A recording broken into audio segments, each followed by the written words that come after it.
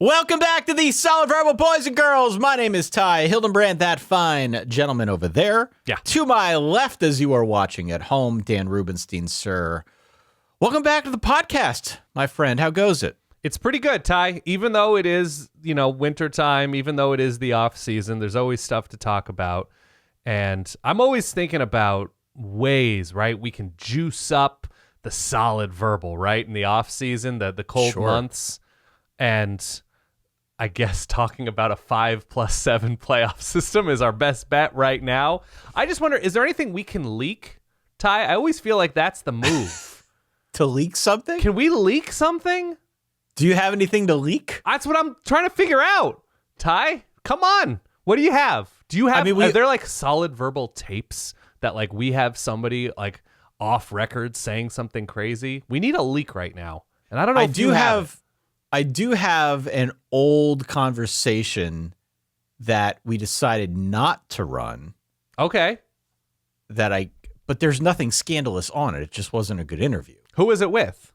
I'm not going to say that. Was it with Hunter Biden?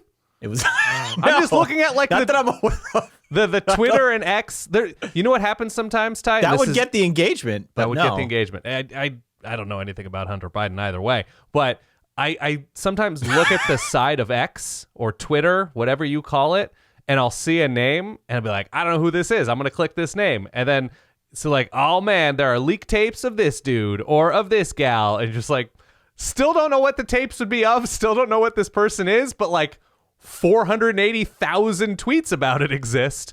Hey, sorry for the quick interruption, but it'd be incredible if you considered subscribing to the Solid Verbal YouTube channel right down below. So Ty, really think on what we can leak from a college football or just a personal perspective that can juice up the solid verbal in these cold months. Well, if I could, yeah, you gave me a bit of an opening.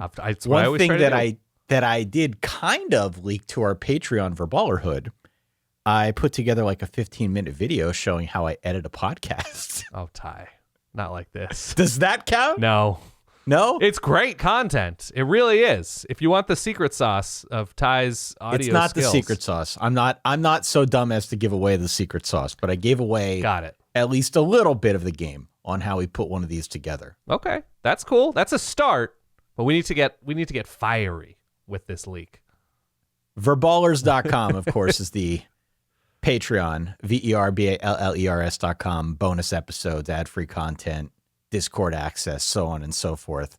If we have any coaching rumors, maybe we'll drop them there. We don't have any coaching rumors at the moment. Hopefully the coaching carousel is done freaking spinning, and we can talk about some other things this offseason. You may have heard about the 5-7 model. No, we're not talking about Florida football. Oh, Ty, why? Why? But cha, baby. Don't do it like that. On Tuesday, we had some news. The College Football Playoff Board of Managers, apparently a thing, unanimously approved the 5+7 model for the new 12-team playoff that, of course, starts this season. We thought maybe we would take some time here and unpack exactly what that means. It also gives me reason to play this. This New Year's Eve will be so awesome. The stars have all aligned. So match your jerseys and cummerbunds, 'cause now it's playoff time. All right, that's enough out of Jimmy Kimmel. I don't know if they'll resurrect that commercial or not, but there is going to be a game this year on New Year's Eve. Just one game. It will be one of the quarterfinal matchups, I believe, the Fiesta Bowl, the Verbo Fiesta Bowl. We can talk through the schedule, what that looks like, but more specifically, Dan, the 5+7 model. The teams that will qualify for this first round of the 12-team playoff is as such. The 5 highest ranked conference champions, and then the next 7 highest ranked teams. The first 4, or the highest ranked 4 conference champions, are going to get a first round bye. Then after that, we start talking about the brackets, right? Yeah. 5, 6, 7, and 8. Those teams are going to get a home playoff game on their respective campus. A lot of talk as to how the group of 5, or whatever the group of 5 is now going to be called, fits into all of this. We can discuss this in a little bit more detail here, Dan. But no big surprises, right? This was kind of in the works for a while. Obviously, given the fact that the Pac-12 dissolved, meant that they were going to have to revisit and take another look at who gets into the playoff and who doesn't get into the playoff. So now they've settled on this. They've settled on the Power Four conference champions and one conference champion. Likely, right? Likely. So it's the 5 highest ranked conference champions. So it's likely those 4. But you never know, I suppose, right? It is possible that in a 2021 scenario where Cincinnati won its conference and was ranked very highly, they could be one of those teams that gets a first round bye. But in all likelihood, it is shaping up to be, in most years, the winner of the Big Ten, SEC, Big 12, and ACC getting that first round bye by virtue of their conference championship. Yeah. No, this is all true, and I think the Washington State, Oregon State element of it all, if I remember correctly, is that the Oregon State, Washington State, Pac-12, whatever we're calling it right now, had sort of abstained or kicked the can down the road in terms of voting on format for a while, and then yesterday, I think his name is Kirk Schultz, the president of Washington State. Wazoo. He's in Wazoo leadership. I don't know, chancellor, president, whatever. He voted in favor of the 5 and 7 model with the idea that it would be far easier for Washington State or Oregon State to get into a 12-team playoff as one of 7 at-large teams rather than 6, which was the old model. And to that I say, good luck. Good luck. Washington State and Oregon State. I know Oregon State, I believe, has 4 power conference teams on their schedule this year because they have this agreement with the Mountain West. I believe they play Oregon, Cal, Purdue, and Wazoo. So that's at least a step in the right direction. They're, I'm sure, in better years going to try and schedule like when we had independent BYU scheduling the number of Power 5 teams to try to impress a playoff committee potentially.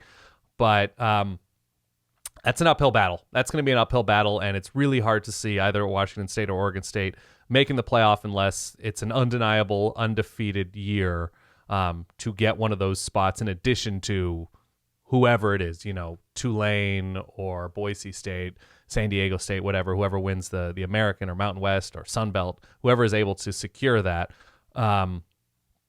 It's going to take that, and given where their rosters are and given where their finances are, I think it's sort of a foregone conclusion that until one of those teams or both of those teams join a bigger conference, they're just not going to be in the playoff. Yeah, it'd be very tough to get in. Yeah. Right.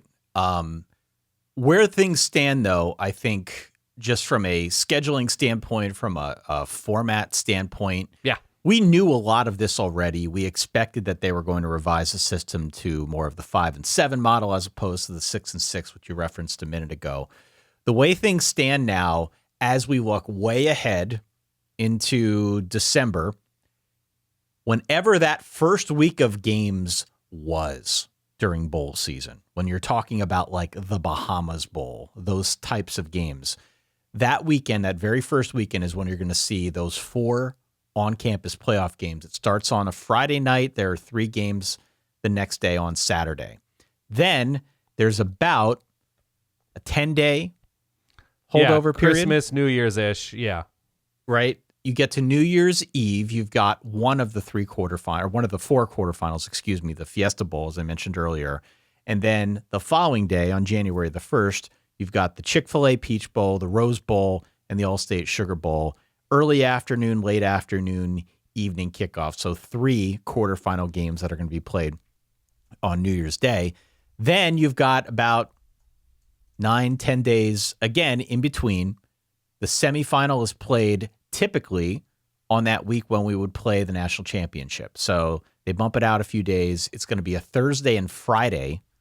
This is very weird. Try and play along in your head, I'm sure. I can post the graphics somewhere out on our Twitter account. Yeah.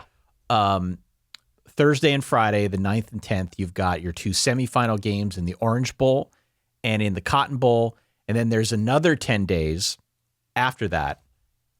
That's when you're playing your national championship. This year, it's going to be in Mercedes-Benz Stadium in Atlanta, Georgia.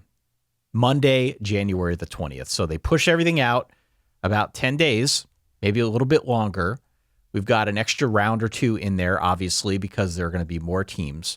But it basically starts when the bowls start, and it will be the bookend to bowl season as well. Over the span of about 40 days or so, I don't know if I counted that right, but at least 30 days to a month-ish. This is going to be an extended, drawn-out playoff that we have not seen before. So we can react to that if we want to. I also wanted to react a little bit to who we think this benefits and what the experience might be like for us as fans, because we have gotten questions from people wondering what's the playoff going to look like, how's it going to work.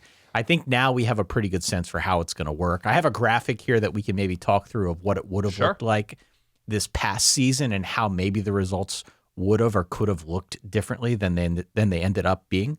But where do you want to start with this, Dan? Okay. Let's sing. Okay. Where are we starting with this? Obviously, Notre Dame came up, and that's a really easy discussion point. You mentioned the calendar. I looked at, while you were speaking, what December 2024 looks like. I don't have official confirmation. It looks like it'll be December 18th will be the early signing day. So 2 days before that Friday night. So presumably, a number of those teams that are going to be in the inaugural 12-team playoff are going to be... They'll probably already have secured their class mostly, but it will still be a stress point that week as they are practicing to play in the first round of the college football playoff. That's going to be wild. That's going to be wild. You know, when you think about how teams like Ohio State, Alabama, Georgia, Oregon, all of these teams, Oklahoma, Texas, that, you know, are putting themselves in position to be in that 12-team playoff in year one, that's also a very stressful time for them. The portal will be open in this time. If the portal opens the Monday after conference championship weekend. That's right. So this will be portal time as well. This will be bowl prep. This will be just post finals, I believe. So there's that. There's the idea of, are kids playing for playoff teams, are they going to get any sort of holiday break in that 10, 11 day window? How is that going to work exactly? It's a long time, but I suppose you can just have kids stay on an empty campus. All these kids are going to be on empty campuses practicing, which, you know, not terribly different than bowl practice in some scenarios. And then we're going to dot the gaps between the 21st is the 3 games, right? 20th and 21st. Yeah. Between the 21st and 31st with other bowl games, not to mention the NFL's regular season concluding. Obviously, Christmas Day is a big NBA day now, and now the NFL plays on Christmas Day. That the worry for me, and this is just in taking in the calendar, is like college football playoff could get lost in a sports calendar. It doesn't really bother me. I'm going to watch all the games. It doesn't really bother our listeners. Everybody's going to watch as many games as they're interested in. But I wonder what it's going to do for bigger picture for the sport with like that 10-day break and then it's a month between the first game and the national championship. Yeah. So you're asking for a lot of investment time wise, more so than I think we have seen in a college football postseason. There's a lot. Yeah. I'd be curious to know from the Verballerhood how they feel about all this. I mean, we've been doing this show since 2008. We've been around a good long time with this podcast, and typically December was the month when things start to wind down, right? If your team is in a bowl game, you care about the bowl game. Sure. If your team is in a meaningful bowl game, you obviously care a lot more. But typically, December is the month where people kind of stretch their legs a little bit. They're able to watch college football more casually. It depends on the matchup, depends on the bowl game, depends on, frankly, when the game is being played, because people's lives take them in different directions after 3 months of being fully committed to college football. At least that's how it's worked here in the Verballerhood. Right. What I think we're seeing now gradually is because of the portal, because of coaching moves. Opt-outs, yeah. Because of opt-outs, because of the way that they've spaced out the bowl calendar over the last decade or so, we have seen this slow creep back into December. We have seen more reasons to care about meaningful college football into December, into January, into, some of these spots on the calendar where college football didn't usually have much of a foothold, Right. at least not traditionally. Now, how will that change with this? I think remains to be seen. I expect that interest will be extraordinarily high, at least the first year that they do this. I think having more big market blue blood programs playing for a meaningful prize late into the season will definitely drive interest. And so you may have seen, I know it's not like official, but ESPN was working with the college football playoff to try and finalize something like a 6-year, $7.8 billion licensing deal. Yeah. Whereby they could not only broadcast these games on their network, but could also sub-license out so that other providers could, maybe Amazon, whoever, if they wanted to put a game on the airwaves, they could do so as well. So Sure. that is kind of in the works. It is not done yet. There was some reporting. It seemed like somebody jumped the gun on it, but it's headed in that direction. There's a lot of money on the line here, and I think they see it as well, right? If in fact we've got a game that first bowl weekend where typically we're looking at the Myrtle Beach Bowl, and now we're looking at a game between Penn State and Ohio State, as would have been the case this year, or a game between Ole Miss and Georgia, Missouri and Oregon, even Liberty and Florida State. These would all have been meaningful games if we did it this past season. Clearly, ESPN's looking at that and they're saying, all right, we understand there's going to be a ton of fan interest in that, especially now, given the fact that the winner of that game, it's win and go through, lose and go home. Winner of that game is going to go to a quarterfinal matchup against one of the top four. Like there's a lot of interest, I think, with the way that thing is set up.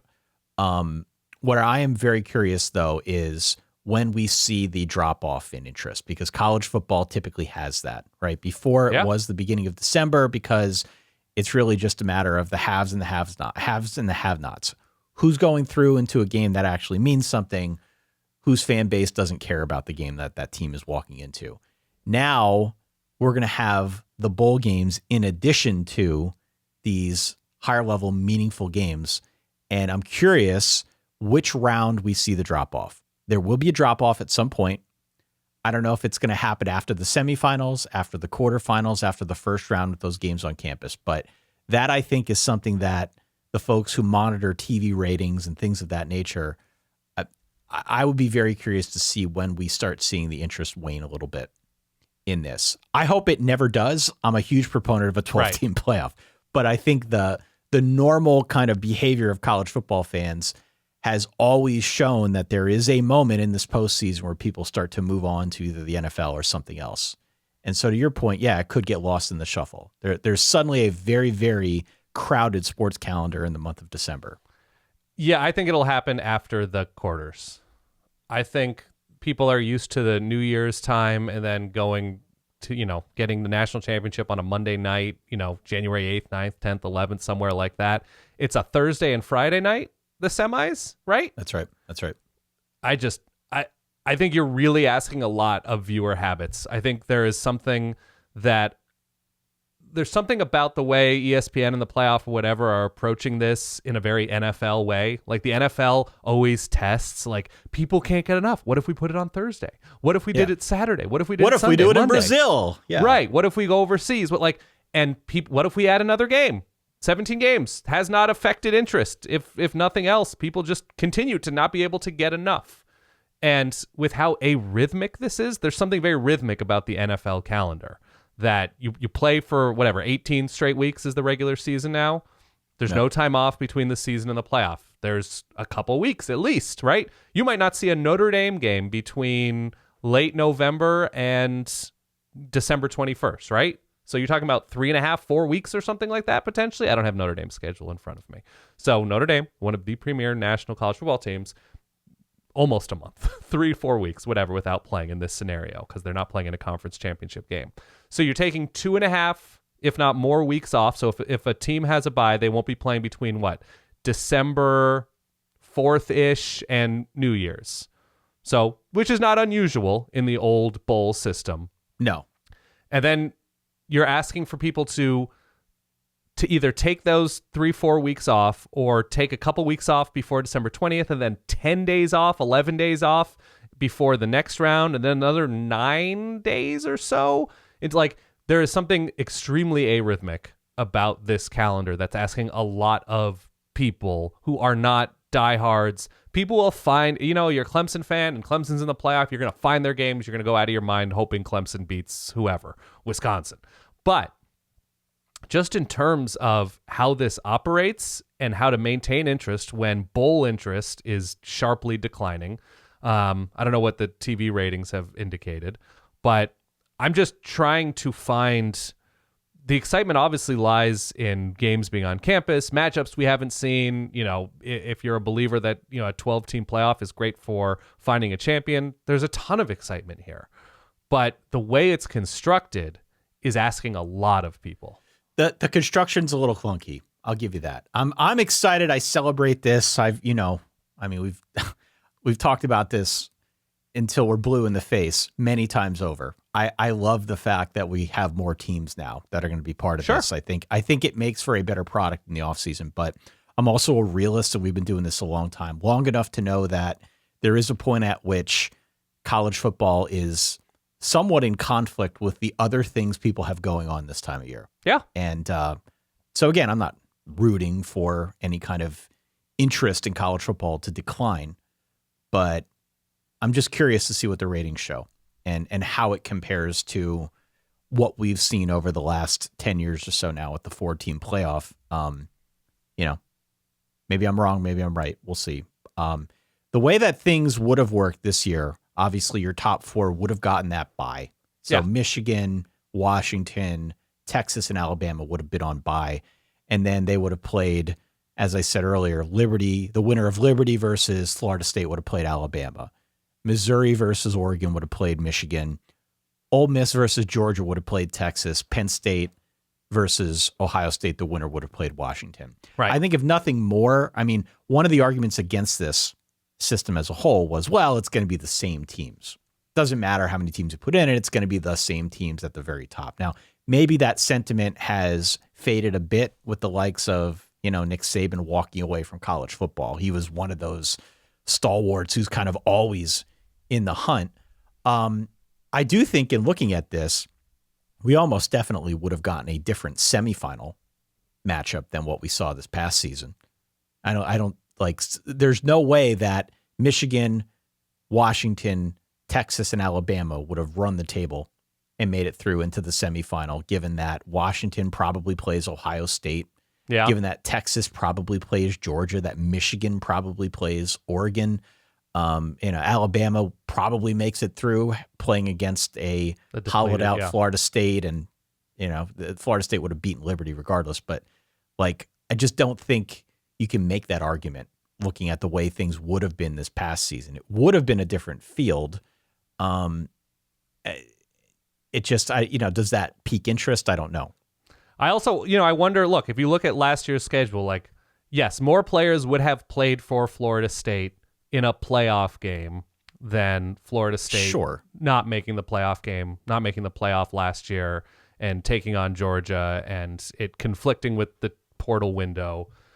But if you're a Florida State player that's positive you're going to transfer and the portal window and the enrollment window is what it is, and Jordan Travis is 100% not playing in this bowl game, and that this bowl game is against Liberty, all due respect to Liberty's season, but if you are somebody who can potentially earn a big NIL payday by transferring somewhere big, if you're a Florida State player, are you putting your body on the line for Liberty in this game? Right. I'm pretty sure we're going to have a playoff opt out, or something. we're gonna have some weird circumstances with that because of the calendar. And we've talked about the calendar before. There's not really a good way for college football to handle this transfer window.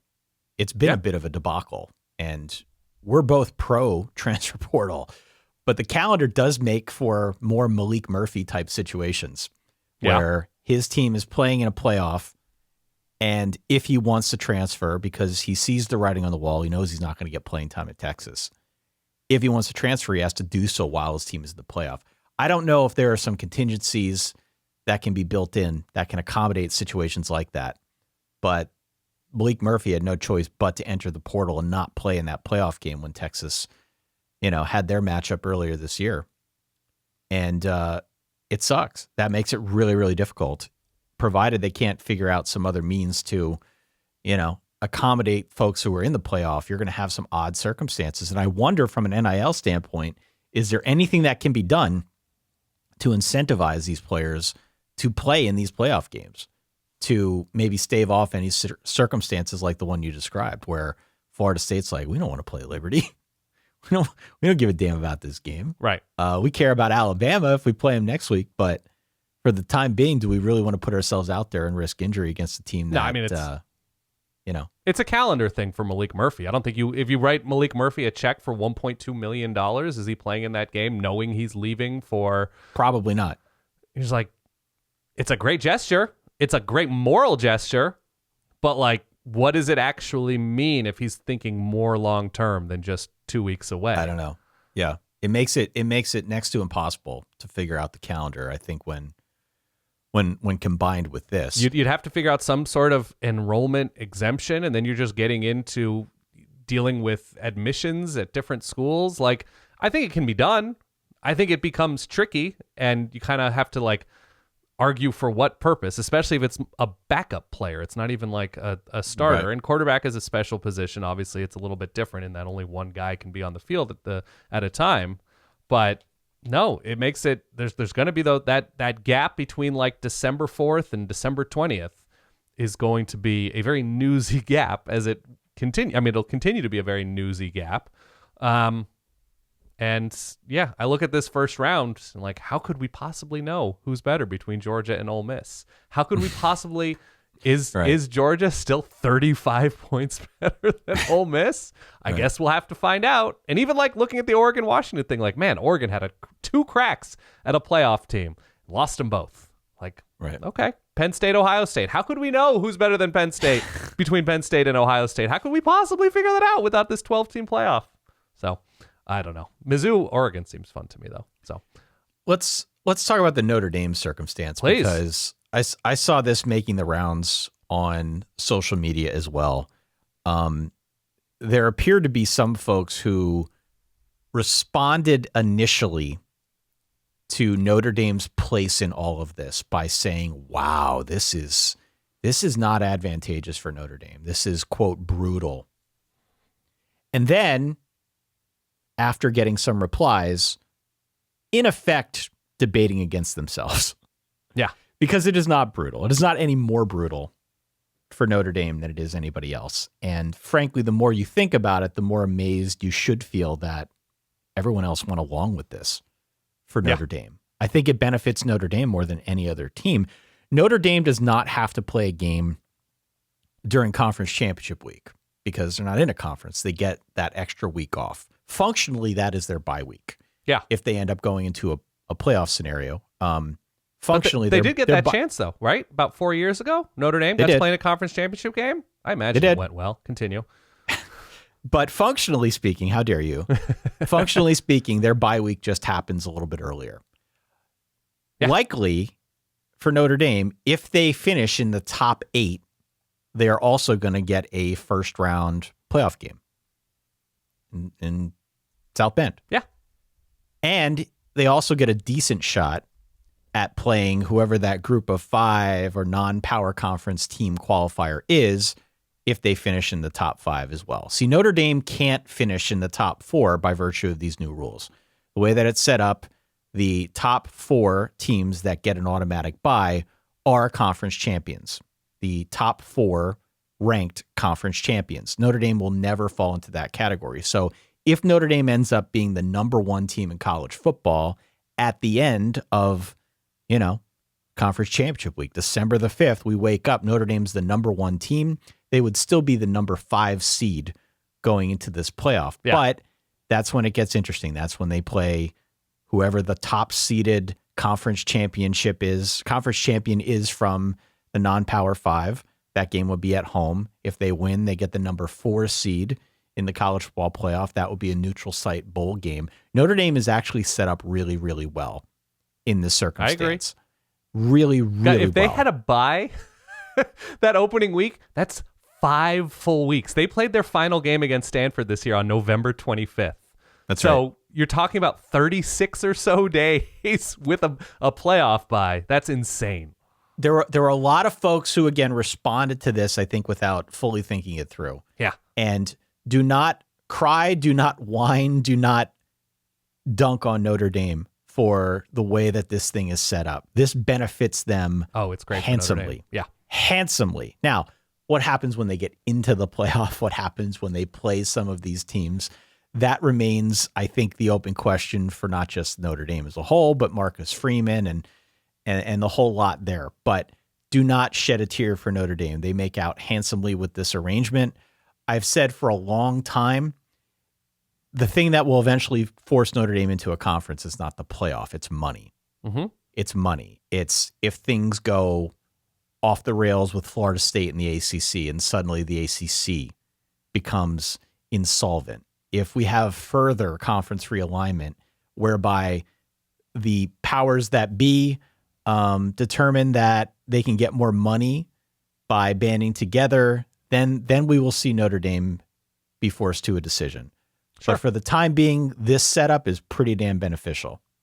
And I support it. I wore my Notre Dame shirt here. I'm all about it. Mm-hmm. I just can't believe everybody else agreed to it. It seems like it really puts, should they finish in the top 8, it puts Notre Dame in a really, really good spot. Yeah, look, I'm trying to figure out if I'm a top team, do I actually want a bye? And I know that sounds counterintuitive, but when you talk about the amount of time off, there's something about like, if you're a coach, to take between like December 3rd and December 31st. So that's what, 4 weeks of herding cats, right? Making sure everybody shows up on time, making sure everybody passes their finals, making sure, everybody attends, their workout stuff and film sessions. And I on a certain level, like I feel like you're just getting antsy.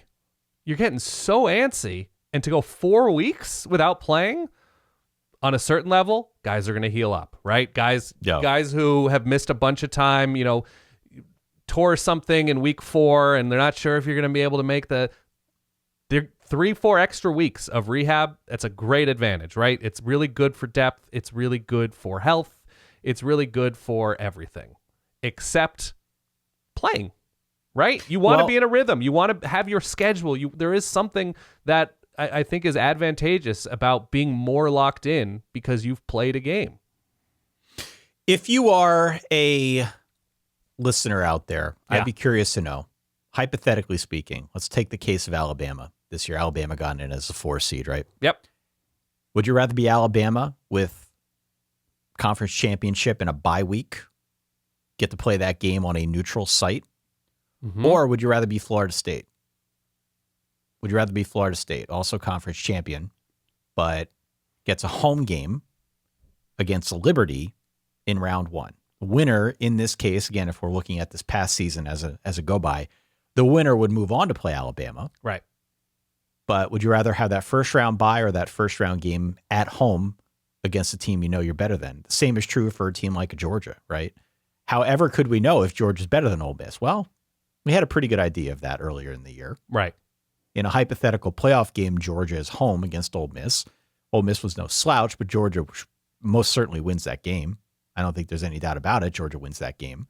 Would you rather have that home game against Ole Miss, or would you rather be Texas and have the bye week and play the winner of that Georgia-Ole Miss game?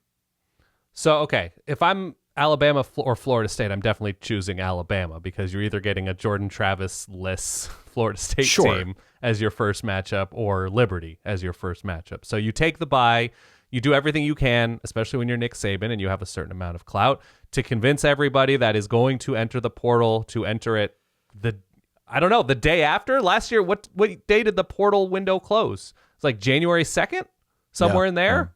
Right. So you got to sort of convince people to stick around for an extra week. I don't know how it's going to work. I don't know if there's some players who are going to say, I'm entering the portal, but also playing in this game. I'd rather be Alabama. I'd rather be, if you're saying I'd rather be Georgia or Texas, or Georgia, Ole Miss, or Texas in this scenario. Right. I think I'd rather be Georgia. I think you lose that SEC championship game, you're sort of champing at the bit to get back on the field and prove yourself, get back into a rhythm. Presumably Georgia's going to sign the best class in the country, one of the best 3 classes in the country. So there's going to be a lot of momentum around the program.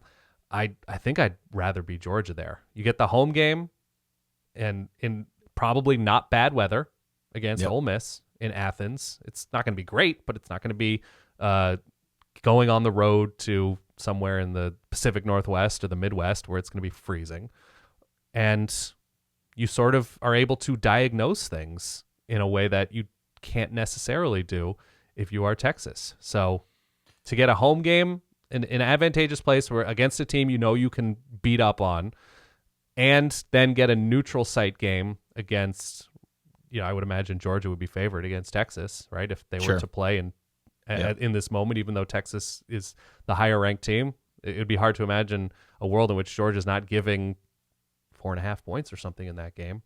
So I think I'd rather be Georgia, not just because I'm better, but because you sort of have a better sense of where you are as a program in that time. Yeah, the portal will make things interesting because you're going to need depth to make it the full 4 rounds of this thing. Right? Even regardless of the portal, you're going to need depth. Yeah, you're gonna need depth regardless of the portal. But I think adding all these extra games now definitely makes roster depth, roster construction paramount. Recruiting your own players paramount. If you are one of these non-Power 5 schools, one of the big arguments against putting them in some of these games has always been, well, they don't have the roster depth. They have the roster depth to kind of go toe-to-toe with like the 2s at Alabama because they never have. So that type of scenario, I think, should a non-Power 5 team get a little bit deeper into this thing, we start to see some interesting things play out, I think, with respect to depth charts, transfer portals and whatnot. And look, a lot of the G5 programs, every single G5 program is at risk for losing key players in the portal window. And so, yes, it's great that you made the playoff. Yes, it's you win your conference. You are the lone representative of G5 football, whatever, in the college football playoff.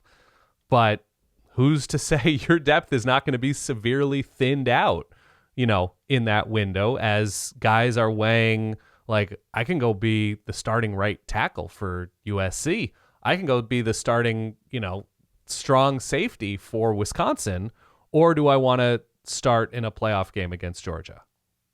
Like, it's the timing of it's going to be so odd, and it really puts a lot of players and even coaches in super tough spots. This is going to be wild, man. It is going to be wild. As for how it affects us, more importantly, the most important thing.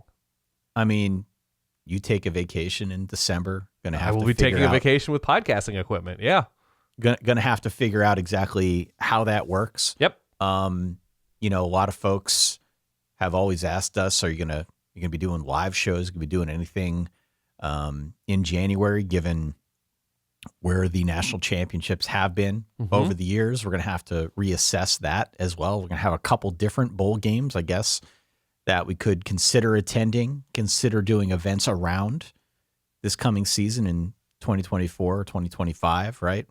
I'm looking at the locations. So we've got AT&T, Arlington, national championship in Atlanta.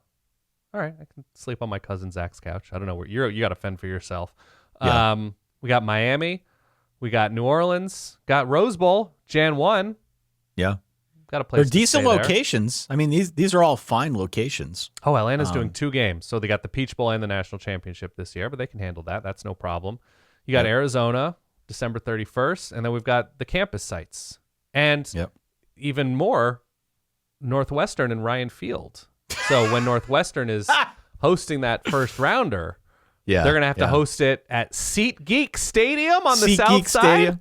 A little soccer action, Wrigley Field, late December Wrigley. Who's not in? A debacle. I have good pizza recommendations. Real quick, if you like the video, please consider subscribing to the full podcast at solidverbal.com, Apple, Spotify, wherever you listen to podcasts. All the links are down below in the description. Yeah, I see. To me, the clear appeal of this situation is the campus stadiums, the campus sites. It's going to be huge. The weather's going to be terrible. It's not ideal to attend some of these games from a weather perspective. We'll see. To be in Columbus, to be in Eugene, whatever, in late December, if those are teams that end up there. But the energy in that first round, because it's still a little bit before Christmas. So I think you're going to be able to get enough people in those stadiums to fill them and get a frenzied atmosphere. A little bit concerned, happy to be proven wrong, about those semifinal matchups. Like, you understand why somebody would go to the Rose Bowl or the Sugar Bowl, like to sell me on Miami or New Orleans or whatever. That could be the drop-off, right? Is that the drop-off? That's why I said it before. Yeah. Where it's like, yeah, it's no problem. I have this time off from work. My kids have time off from school. It's winter break. Let's go to New Orleans and watch the Sugar Bowl. Let's go, let's have a great time watching our team, and you go to a great town. Not that Miami's not great or whatever, but you're like, okay, I'm back from winter break. My kids are in school or whatever. I'm just going to fly on Wednesday, January 7th or something to go to a Thursday night game. Nobody connected to this will talk about this sort of thing. Right. They won't. But it's very real. It's very real, and that's not me rooting for it. Again, we celebrate all that is this wonderful sport. Yeah. Scaffolding on top of scaffolding, what have you. But there will be a moment in this playoff where we see that sort of interest wane. Sure. Or we see it change. It is tough to get to all these games. I mean, frankly, if you're a fan of any of these teams in the playoff, unless you're willing to roll out, a pretty good chunk of change, you're not going to go to all these games. You're going to have to be strategic about it, right? You're like, I have to roll the dice that I think my team can win this quarterfinal matchup because I'd much rather go to a semi closer to me in Texas, closer to me in Pasadena, closer to me in Miami, whatever. And you're like, I think I'm going to hold off because going to the semi site is easier, or going to the quarter site is easier for me than, driving 7 hours or flying 3 hours to go back to campus or something like that. So there's going to be a lot of sort of travel calculus involved with fans. Hope it works out for everybody. I want nothing but full stadiums, loud stadiums, energetic stadiums. But, I think it's more fraught with complications. Well, I'm glad they finally pulled it off. Okay. To be honest with you. And I get that the logistics of it are weird and clunky. And certainly the calendar is not doing anyone any favors. I'm just glad that we've got more teams in this thing. I always thought 4 was stupid. Some have argued that 6 would have been the perfect number, that 8 would have been the perfect number, that 16 is the perfect number. We got 12. So at this point, that is all water under the bridge. We are where we're at. And the fact that they've now approved the 5 and 7 model, the fact now that we've actually got structure around this thing, we know where and when games will be played. Yeah. To some degree, it's starting to feel very, very real. The 2024 season is going to be bonkers. This is going to be the biggest year ever in the history of college football. It's not just because of the conference realignment. It's not just because of the playoff realignment. It is certainly because of continued motion on the transfer portal side of things, NIL, how that has impacted the game, the college freaking football video game that is coming out at some point, hopefully this July. There's just a lot that has been percolating for a while to make 2024 one of the bigger seasons ever. And you may not like all of these changes. Frankly, for a lot of people who listen to us, it might be a bit too much. Yeah. I understand where those folks are coming from as well. You cannot expand a mall too much, right? Everybody knows that malls will last forever. There will always be lines outside of Wilson's Leather. That's how the world works, that people kind of like malls. So let's build 1,000 malls every few acres and everybody gets a Foot Locker. Kids get a Foot Locker. Ladies get a Foot Locker. We get regular Foot Locker. You got your special Nike Air Jordan foot. There's no way this expansion will lead to anything but unlimited prosperity, Ty. You know that and I know that.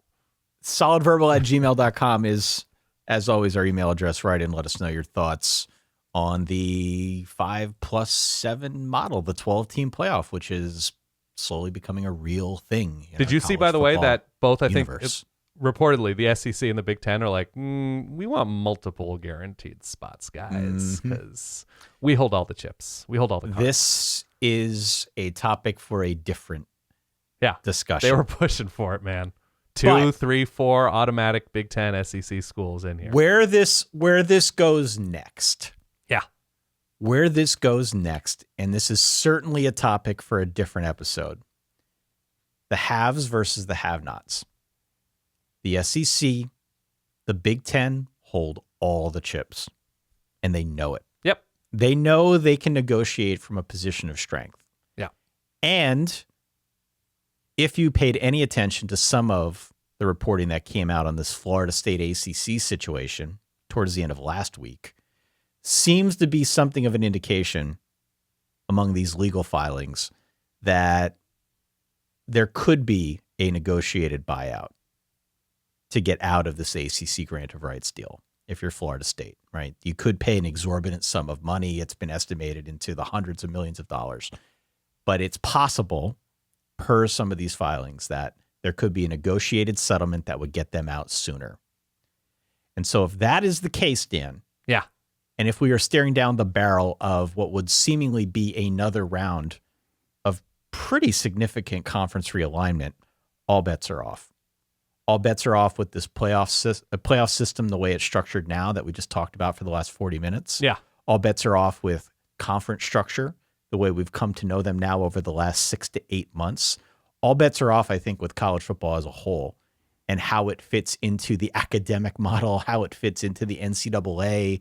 Does it break off and become its own thing? I think Florida State holds the key to the next round of whatever this becomes. And if, in fact, there is any kind of negotiation that could take place, and if they get private funding or regular funding or pass around the hat Sure. to take care of whatever it's going to cost to get out of the ACC, I think that is when college football goes nuclear, and that is when things really start to go haywire. We are not there yet, but conversations with unequal sharing of revenue among the two biggest and most prosperous conferences, kind of the tip of the iceberg. Florida State maybe negotiating a way out of the grant of rights, maybe the tip of a different iceberg. At some point, all these things are going to converge, and it's going to be part of like an 8-hour podcast series that we have to do talking about the future of college football. We're not there yet, but it's coming. It's coming soon. The only exception I'll take with what you just said when you sort of led that off with the Big Ten and the SEC hold all the chips, I don't think that's true. I think ESPN and Fox hold all of the chips by proxy. By proxy, sure. Those are the check writers. So what ESPN wants, what Fox wants, with its control of the Big Ten pretty locked in, that's going to make a difference. And so I guess if you're really interested to see where college football goes in the future of college football, pay attention to the cable industry. Pay attention to rights fees. Pay attention to ESPN potentially breaking off from Disney. Pay attention to all of those things, because I mean ESPN obviously knows that rights fees are, what butters their bread. But really those two entities are who control this turf. I imagine it's going to get ugly. I imagine there's a lot behind the scenes right now that we don't know about that is going to be incredibly meaningful over the course of the next decade. And a lot of that will have to do with TV ratings, with if 12 is explosively successful, then we'll see more. If it's not, we'll see consolidation to be like, well, why would we have Liberty in a playoff? Why would we have, this school that's not contributing much in terms of eyeballs involved in this golden goose? So that, I think, ultimately is what decides the future of this sport, because money. It's a money TV conversation. Money. Yeah. And we try not to be too cynical about it here, because again, we celebrate all that's of living in college football. reality though. But this is being a realist, and money is driving this. It's driven it from the start. I am glad that we got a 12-team playoff. I would encourage people to write in and let us know their thoughts on, now that we see it, how it feels to them, how they'll react to it. Would they be willing to go to one or more games? Like, just lay it out for us wherever you can post a comment, be it social media, email, Spotify lets you post comments, YouTube if you're watching out there. Want to hear from the Verballerhood, truly, and get your take on this, because it is different. It is going to span, as we said earlier, I said 40 days. It felt like 40 days. It's more like 30. It's just going to be a different schedule towards the end of the season. And I suspect there are a number of opinions out there from our listener base that need to be heard. So maybe what we'll do, Dan, next week, maybe we'll do a gigantic 2-part Q&A. We'll incorporate some of the commentary from the Verballerhood that we get as a result of this episode into those episodes next week, in addition to other Verballer questions that come in via traditional channels. Can I ask you a question questioning your manliness? Or your strength, your inner strength, however you want to describe it? I mean, okay. As it relates to our topic. Oh. Would Penn State hosting Notre Dame in the opening round of the playoff, would there be a temperature for you as an equally old and soft man as myself? Would there be a temperature cutoff where you'd be like, I am just not going to make the drive to State College to watch this game? Like if we're isolated, right? It's a Friday night game, so we're not doing a show right after that game. You can drive back or whatever and watch the rest of the games on Saturday. Dude, it was like 60 degrees this year. We don't get winter anymore, you know? That's or we true. don't get fall anymore. We just get 2 seasons this time of this time of year. I like cut off. If it's going to be low 20s, I'm out. Okay, you wouldn't make the drive for low 20s. I'm out. Okay. There's no reason not to just sit at home and watch it. But that would be TV. exciting for you if it were like 48 and clear. You'd make the drive 3 hours. I mean, any of these stadiums are going to be electric. Yeah. With a game like this on the line, I'd even be hesitant to go to a Notre Dame Penn State game because my rooting interests would be so splintered. It would be a difficult watch for me to as one of these teams lose. But no, I mean, I think it's going to be great to have these games on campus. I think that will provide the necessary energy to get people really invested in this playoff. The question is, for how long? How long will they stay? I want to hear from people. solidverbal@gmail.com. Let us know. I think the single best outcome campus-wise, by the way, in terms of campus advantage, realistic outcome is Wisconsin hosting a first round. Because of the combination of weather and known atmosphere, weather term and life term, that it would be an incredible atmosphere and it will be brutal in Madison. Yeah. I think that's your biggest round one competitive advantage. Let us know your thoughts for Ballerhood. We want to hear it. Verballers.com, as always, where you can go to further support the podcast. Also get some bonus perks like the ad-free episodes, the bonus episodes. I did that video talking through the construction of a podcast episode for our premium Verballers. Put that out on the feed a little bit earlier on in the week. I've got more that are queued up. We've got some behind-the-scenes video footage that we're going to... We got to leak some stuff, though, Ty. We got to find the Solid Verbal tapes, right? All right. I'll see what I can do. I don't know what I've got in the repository here, but if there's anything to leak, I will... We could just start making stuff up. That works, too. That's true. That'd be good. That'd be really For that good. guy over there, my good friend Dan Rubenstein. For myself, Ty Hildebrandt. Thanks for downloading, listening, supporting. We'll talk to y'all soon. Stay solid. Peace.